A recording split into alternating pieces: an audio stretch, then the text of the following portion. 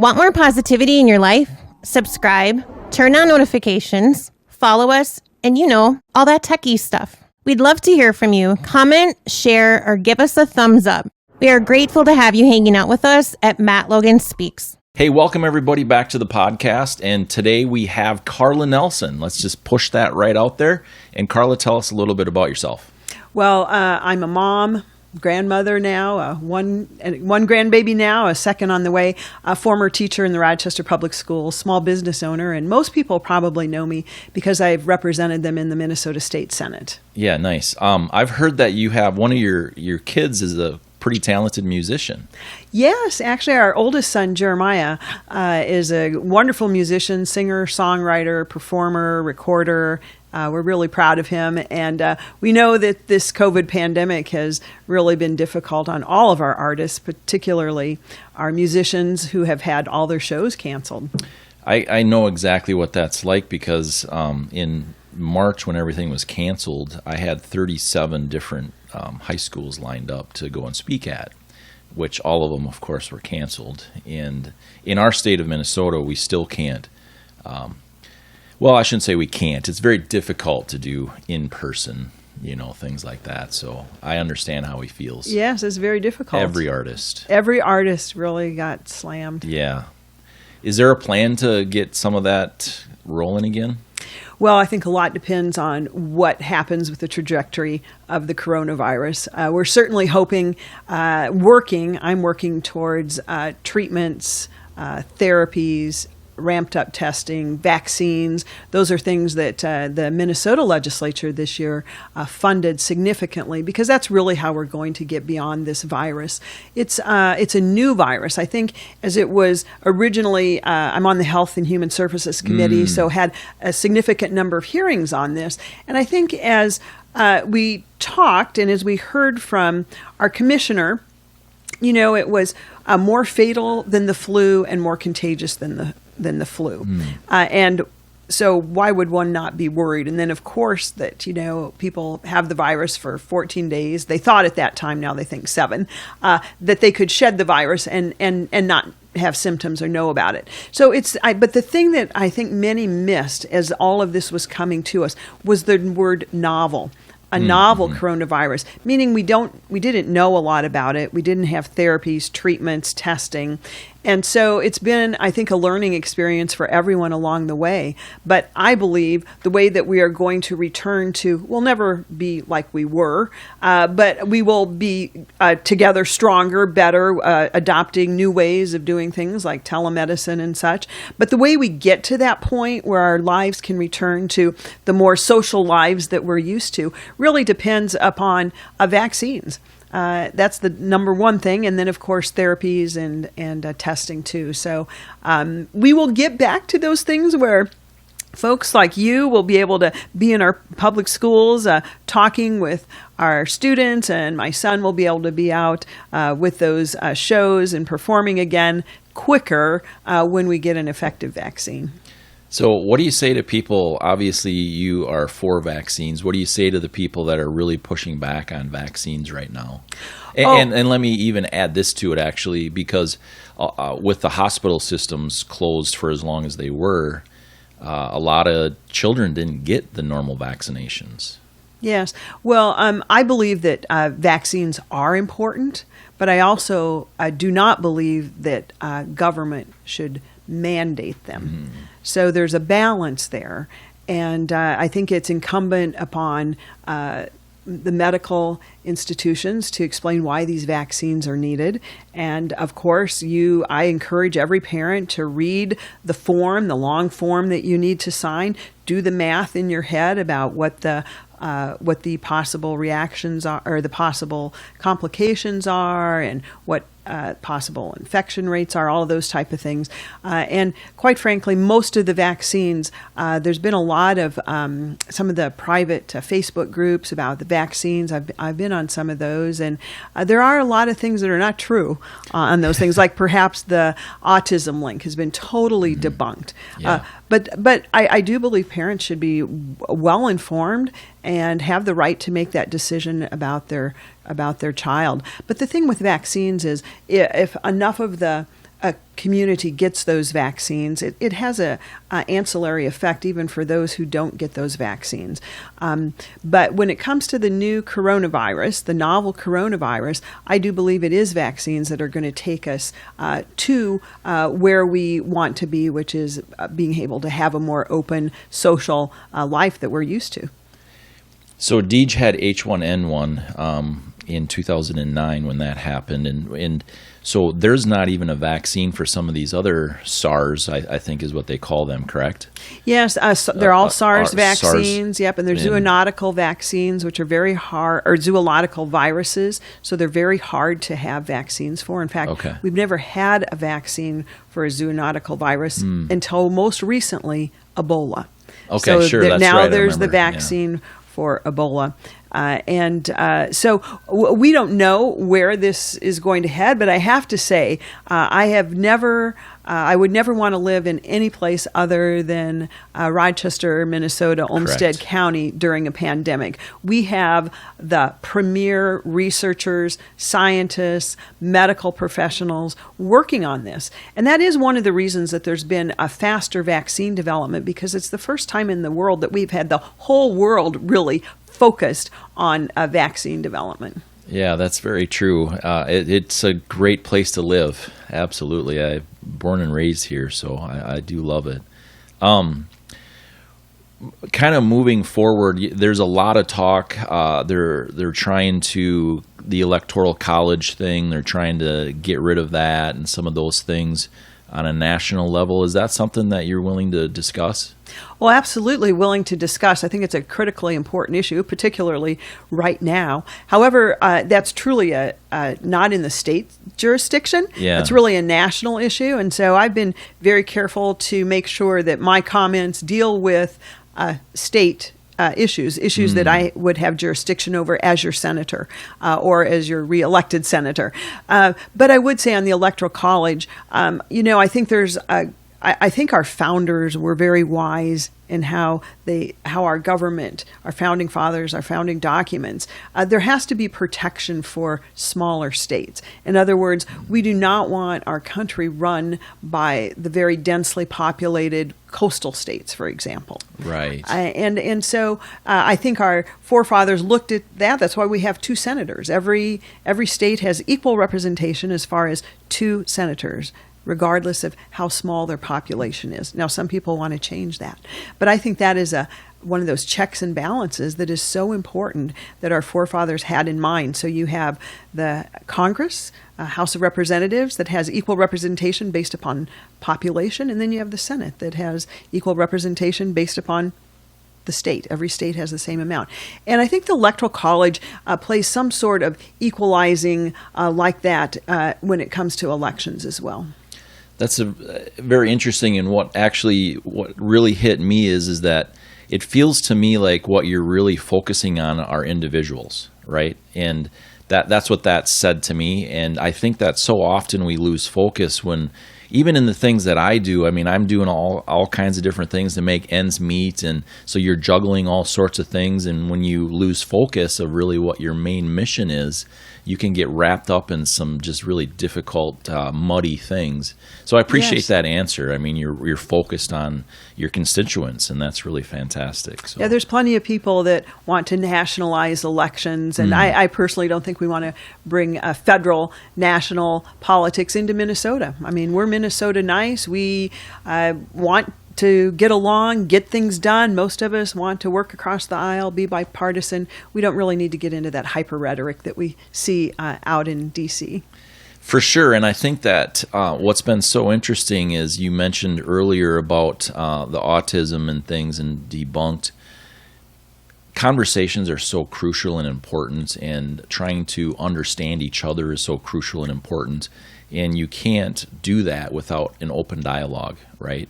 And why are we seeing some things being shut down when someone just wants to talk about something? Do you want to weigh in on that? Well, I think, what can we do in Minnesota? Yes. I mean, I think that is challenging. I mean, we call it the cancel culture is what I've understood. And I think in my mind, when someone is not open to listening to maybe alternative ideas, it means that they're not very secure and confident in their own position. I believe that iron sharpeneth iron. Yeah. And I learn from visiting with people who have different points of view. And I think that's important. And I think with the culture that we're in today, and then, of course, our technological ability to choose what news we want to listen to, or what Facebook chats we want to be involved in, or what digital media we're going to see. And of course, the tech companies kind of feed that too, because they send us more things that are like the things that we just looked at. And I just think it really dilutes our ability as a society to have broad perspectives that are refined by listening to people that maybe have a different point of view. Completely agree with you. Have you seen The Social Dilemma? Have you heard No, about but it? I think I should. Oh boy, I would recommend that for every human on the planet, seriously. And there's more things that have been coming out about that in the recent days, even that I have marked down to go through and read. And it is very much they are taking the algorithms that they have in this technology, Google and Facebook and Twitter and all of them. Pinterest and all of it. They literally look for what interests you specifically, and then they'll steer you in that direction. Yes. And then what they'll also do is some of the things like let's talk about the autism thing again. If your confirmation bias is that you believe it's fake, they will steer you in that direction. They feed the fire.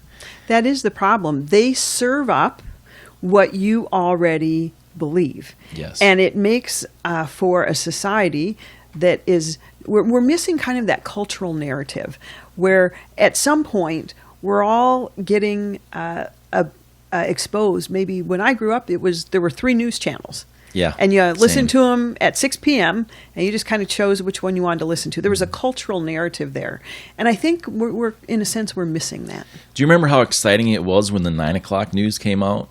Yes. Do you remember that? Yeah, like it's like everybody's. It's like 6 and 10, right? The news. That was it. That was it. And then 3 9 channels. o'clock. There was a channel that came out 9 o'clock news. Wow. and now news is like 28 hours a day. It seems 7 days a week. I mean, it's just constantly they're shoving as much in there and more hours in the day that we have. And I think it's a great thing that we have access to so much information, and there's so much. I appreciate that, and I really appreciate that there's no more gatekeepers, right? Yeah. Now anyone can publish whatever they want. They're not limited by some artificial gatekeepers. On the other hand, that puts a much, much more onus on we, the people, to be critical readers, critical thinkers, willing to think about things that are not being said in the article or the podcast, for example, and willing to know. You got to know point of view too. You have to think about what's the point of view of the person that is sharing this information, and those are all those critical reading and listening and thinking skills that are so necessary. Even more so when we have a world of information at our fingertips. And I should just give a little bit of. I'm a reading teacher, right. So I'm a reading specialist, and so certainly there's never been a time where we need critical readers more than we do today. Oh boy, I'm so guilty of that too. Like I'll sometimes even take my phone and I'll copy and paste it into an app that I have that will allow it to talk to me, right? So I can do something else. Sure. Instead of reading an article, I'll literally have it tell me the article. Yes. And so I totally get that. So I actually just this year have been buying more actual hard books. So sure. Well, and all those things about critical reading go with critical listening too. I mean, it's the same. You just have to have that really critical thinking to wade through and analyze all the information that's coming our way, and no matter what media it's coming in. For sure. And you mentioned gatekeepers, and the truth of it is that the more certainly in this election on a national level, very, very blatantly, and even on some local levels, because I've literally had things taken down from Facebook. And then YouTube also, they suppressed, is what it's called. They suppressed a podcast, in fact. And so because they didn't like some of the things that were talked about in the podcast. So the gatekeeping thing is something that I've been really paying really close attention to. in like probably the last 3 or 4 months. And that's concerning to me because I think that's clearly that's the First Amendment. And so the thing that kind of gets me is like, okay, but they're a private company. So, okay, I get that. So it's very sticky. And we're not going to talk about that today, but I just want to throw that out there. Maybe after the election, you can come back and we can talk about some fun things like that. Yeah, I'm very interested in high-tech innovations. And I do think that our media companies, particularly using with the algorithms that they use to either suppress news or to broadcast news more broadly, I think those are challenges that have to be dealt with. Most of that regulation is at the federal level. We have very little telecom regulation at the state of Minnesota. We do have some, but most of that is at the federal level. But it's something that I am keenly interested in because it's our future. It's our current. I mean, you and I talked about I'm having technology problems right now, and holy cow, do I rely on technology way too much, And it's like it just really hit home to me in the last 24 hours, and so I'm definitely going to be digging into that personally a little bit more, and how I can disconnect a little bit more too. But what DMC, the Destination Medical Center, that just popped into my head because that's your area and some even area of expertise clearly. What has this done to that project? What has this done, the pandemic, what the financial end of things? Sure. What does that look like for your community? Sure. Well, the Destination Medical Center was a great securing of future growth for Rochester. It's been I was a co-sponsor on the bill and very glad to see that the mechanisms were put in place so that our state's largest employer, Mayo Clinic, and all the ancillary employers that feed the 1.7 million visitors who come here every year, restaurants, shopping, entertainment, all of those type of things are able to grow. And so number one, it's critically important that we continue to allow this great resource that we have, the gold standard of healthcare innovation and patient delivery, to continue to grow. And I'm glad that is happening. We want to see that trusted medical research brand continue to grow. Destination Medical Center is allowing that to happen. Now, the pandemic has changed everything. As you know, in March, I think it was in April perhaps, when the governor said there's no more procedures. Yes, correct. Somewhere in there, yeah. Yes. No more non-emergency type of procedures. And that was a huge hit, not just to Mayo Clinic, but all of our hospitals, medical institutions in the state. And so they have slowly recovered from that. I really tip my hat to Mayo Clinic, who internally took difficult steps to make sure that they were able to continue with their mission. But of course, there had to be salary savings, starting with the highest salary savings with the most well-paid, which I thought was a democratic and responsible thing to do. And fortunately, as things have changed with the virus, we've been able to open up more safely, and I believe one thing I learned is you never want to speak for Mayo Clinic. They have many spokespeople who can speak for themselves well, but my understanding is that the clinic is back to pretty much normal now, as far as being able, not normal, but being able to do those procedures, those elective procedures that had been stopped before. So I think that is a good thing, but we're living differently now. You notice I came in with my mask. And we are just living differently until we get to that point where we have some control on this virus, just like we do with other viruses. But because it's a novel virus, we're not there yet. And so just like other things in the state, the Destination Medical Center was slowed down. And my hope is that we will be able to continue that growth. And I do believe it is the scientific medical research community that is going to help get us out of right now where we're, socially distant and all of that, to a more normal way of life. So I really support that. And even though the coronavirus has, in a sense, delayed some of that development, I believe it will continue. But there are really great concerns. I have great concerns for our small businesses and what has happened to those. I'm vastly concerned that we have lost many of our restaurants. They may not be coming back.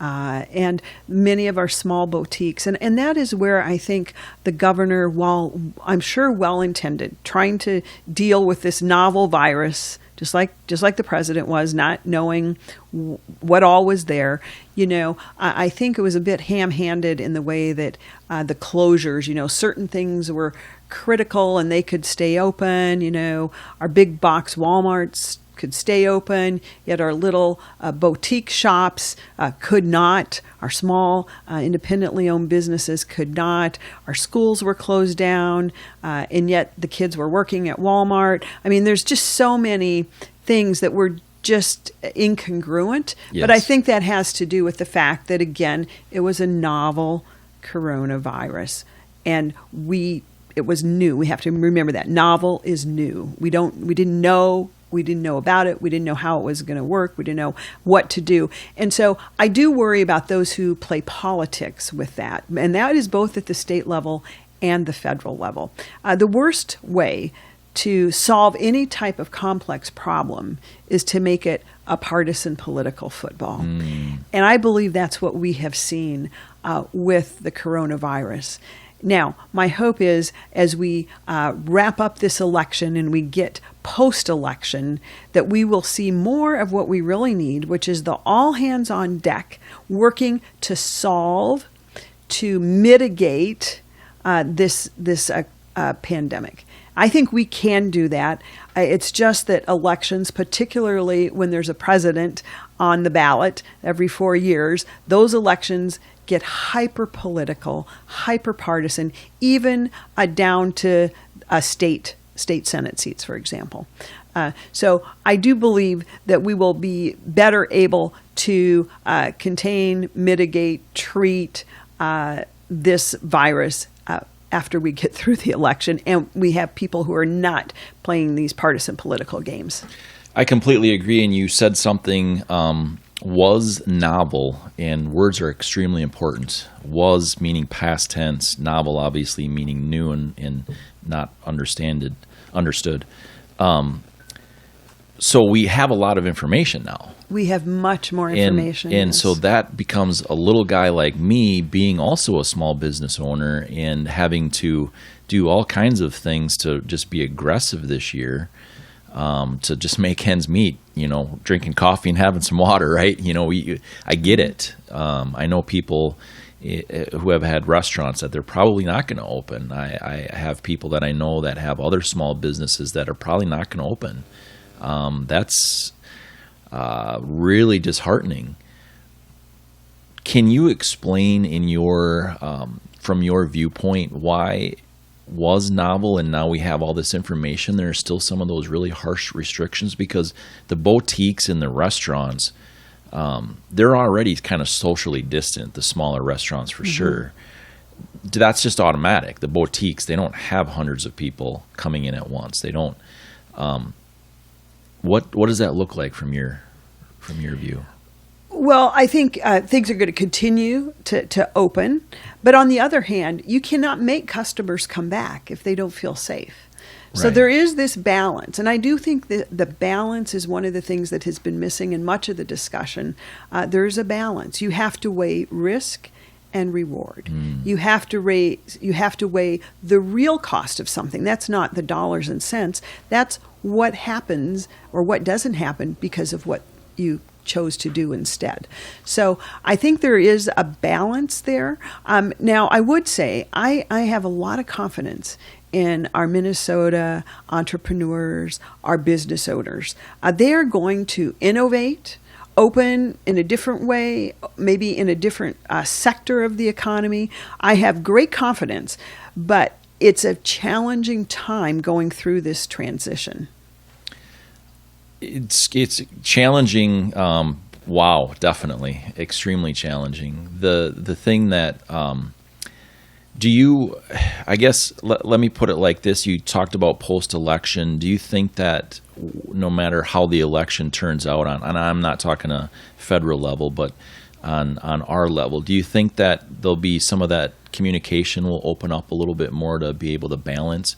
Because just quite frankly, I don't see a lot of that communication. I see a lot of emergency powers happening.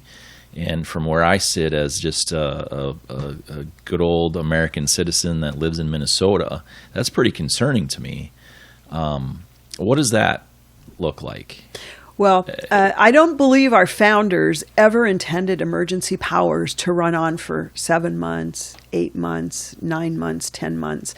And so my hope, my intention would be that really the governor needs to roll back those emergency powers, go back to the way that our forefathers, our Constitution requires, which is laws are passed through the Senate, the House, and signed by the governor. It's a three-way check, and you cannot have not having those checks and balances. I don't care what party it is. Yeah. We must have checks and balances. And without that, we are severely limiting our effectiveness, and we're also severely limiting our credibility with the people. And that's what I hear you telling me, is that the credibility is not there because we don't have those checks and balances. Yes. I've never paid much attention to politics, and I've paid a lot more attention this year just because I think that I've lost that trust. That credibility isn't there that it used to be. And I think that's really concerning, certainly seeing how some of these groups have been allowed to do certain things, riots, looting, literally police officers being told to not defend themselves is wow to me. It's unconscionable, quite frankly. It is. And that's when I started to pay attention. I'm like, wait a minute. They told the police to give up the precinct in Minneapolis. I just don't understand that. That doesn't make a lot of sense to me. I want you to wrap up. You have a celebration to go to. Tell us about. We want to wrap up with some really positive things. What you're doing.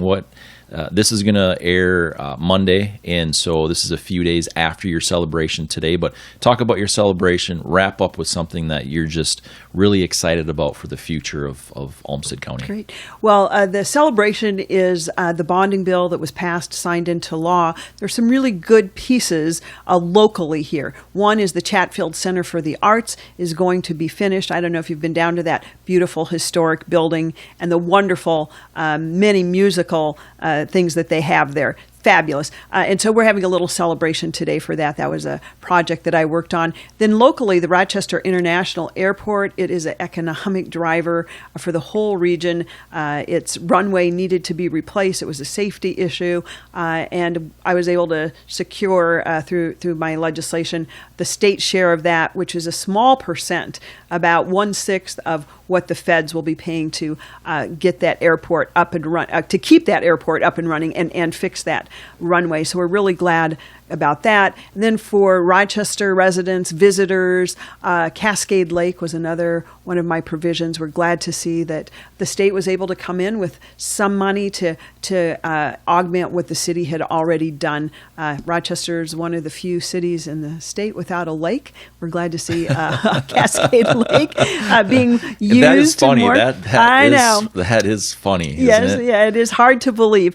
But and then going forward, I am really bullish on Minnesota, Minnesotans, innovators, our scientists, our researchers, our small businesses. We are well positioned to move forward into the new post-COVID era. COVID will be with us for a long time, but we will know how to better live with it. Yeah. And I think we are well positioned with our technology, our innovators, and our businesses, our small business men and women, just like you, who are out there making it happen. And you wear all these hats, right? Mm-hmm. And like I said, I'm a small business owner. I know that. And I have great confidence in you and every small business owner that is going to navigate through these waters, and we're going to get to even a better place. And I'm thankful that COVID happened at this time where we have the technological innovations to really help us better communicate, work remotely. So I'm excited to see what the future is going to look like. I think we can be there in a good spot, but we need to have government squarely in its own place. We cannot think that we are relying on government to mandate things, government to determine what economies look like. Government is there to empower people, not to empower programs. I think we have to keep that in mind. And as long as we do, I think we will continue to see this bright, innovative growth. I love it. Thanks for being here. Thank you. Great. Let's get together after the election. Let's do that. Regardless of how anything turns out. It'll be fun. Let's talk about some fun things. It'll be fun. Thank you so much. You got it, Carla. Thanks.